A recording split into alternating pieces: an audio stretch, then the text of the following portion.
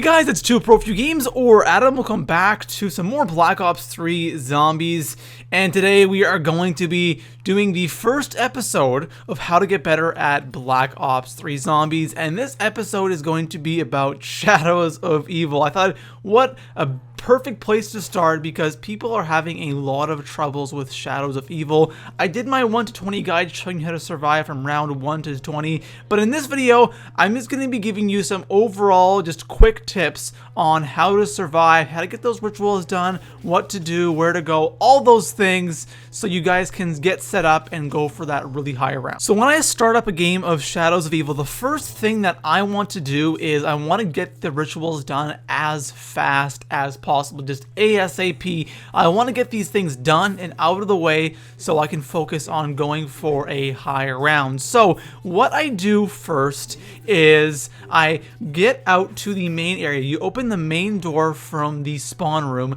and I look where Jug is going to be, because there are actually these glowing perk bottles right outside the section of or right outside the door, so you guys can actually see what perk is where. So I look, I find Jug. Wherever Jug is, I open that area first, and I get the part for the ritual first. I do that section first wherever Jug is. Now, whenever you're doing a ritual, you want to make sure that you have at least Quick Revive, and if you're struggling with Shadows of Evil, make sure you have Jug as well. I can't tell you how many times I've gone down doing the ritual, just stupid downs, like really retarded downs, just getting caught on one of the guys or getting caught in a really awkward spot, and I down. So make sure that you have at least Quick Revive and Jug as well. But if you're feeling confident, just go with Quick Revive, but you want to get the Jug section opened up first so you can have Jug and Quick Revive. I would say rounds 1 to 10 are probably the hardest on Shadows of Evil, because after round 10,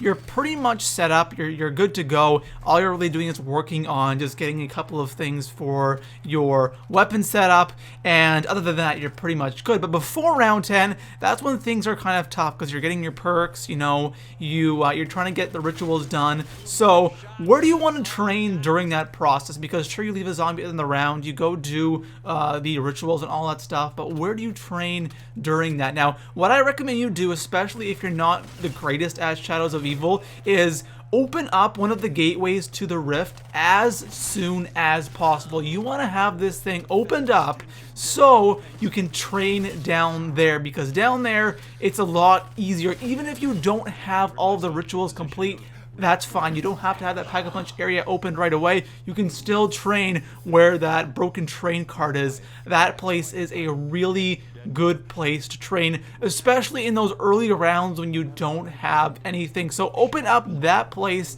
as soon as you possibly can, just so you can be down there, you know, during round 5, 6, 7, 8, around those rounds when you're working on those rituals and still trying to get everything set up. That is probably the best place to train. The rift gateway that I like to open up personally is the one in the canals. I think that one is perfect, right beside where you get the cop's badge. I think that is the perfect place. There's a crafting table really close to that, so I like to craft my shield there. And then let's talk about the shield, because the shield is also really, really important. The shield is something you want to have. A lot of people kind of dismiss the shield. They think, I don't really feel like crafting that. I can do well without it. The shield will actually save you a lot. So I highly recommend getting the shield crafted.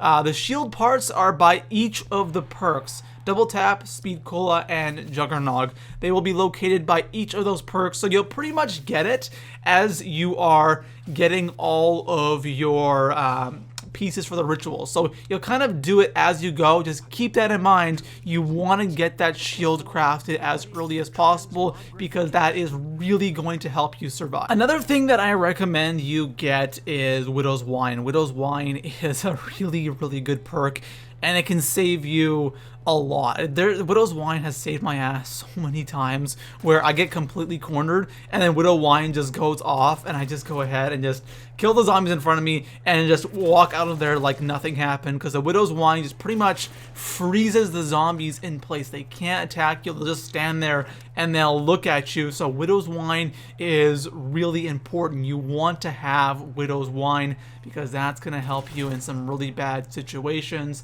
Now, remember, if you get hit a lot, then it's not going to work every single time. But if you get hit, once or twice every, 30 seconds, minute, then it's constantly going to be shooting that web, so you'll always be safe. So that's why the shield is also really important, because when they hit your shield, they don't activate that Widow's Wine, right? So when you have your shield on, that's going to actually help you save your Widow's Wine burst, pretty much, if you want to call it. So have that shield on so you save your Widow's Wine, and when you do get in those bad situations, Widow's Wine will help you out on any round. It really doesn't matter what round you're on, it will still have that same effect. So once you get all of your rituals done, what you want to do is you want to you're pretty much set to go for your high round.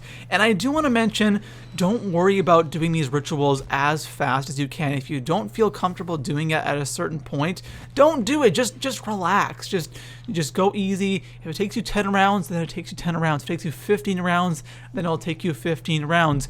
Don't rush it. A lot of players, I guess a lot of zombie players you see on YouTube, we like to rush these things. We know what we're doing. We want to get it done as fast as possible. And people who aren't as good as zombies, they tend to rush it, and then they just, they die in certain situations, and it just completely screws them up and it discourages them. So don't rush. Just relax. Take it easy.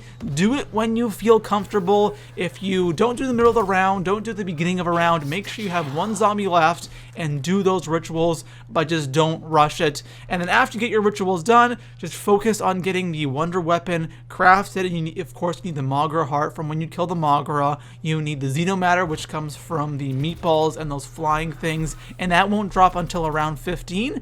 And then you need the Mogra arm or tentacle, and that you can harvest those from the purple pods. Make sure that they are purple, not red or green. They have to be purple in order for you to get the Mogra tentacle. And once you get that wonder weapon, guys, really, you're set. That thing is really powerful. Make sure you pack-a-punch it, and you are literally good to go. That thing is crazy good. It will get you out of any situation, even it will protect you from the Mogra, so don't worry about that.